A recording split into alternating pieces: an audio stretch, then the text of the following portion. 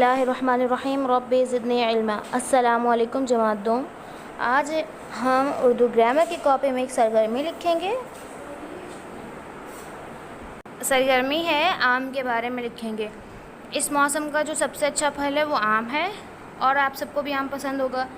तो मैंने कुछ यहाँ पे आपको अल्फाज दे दिए हैं। अब आप इनकी मदद से जुमले बनाएंगे। पीला, जायका, गुठली, गर्मियों का फल, फलों का बादशाह, जूस। अगर आपको इसके अलावा भी आते हैं तो आप लिख सकते हैं, मगर 6 ज़रूर लिखिएगा।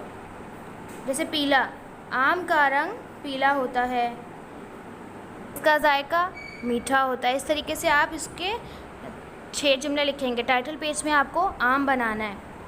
फिर उसके बाद आपको जो मैंने एरो बना के लिखे हैं ना 6 अल्फाज, वो भी आपको इस तरीके से लिखने हैं टाइटल पेज पे। फिर नए सफ़े पे हम जुमले लिखेंगे। जब जुमला हम लिख रहे होंगे उसमें हम जब अल्फाज का इस्तेमाल करेंगे वो अल्फाज भी हम ब्लू पेंसिल से लिखेंगे। बाकी सारा काम पेंसिल से लिखेंगे। बहुत ही आसान है, जल्दी से कर लें। ओके स्टूडेंट्स, अल्लाह हाफ़िज़।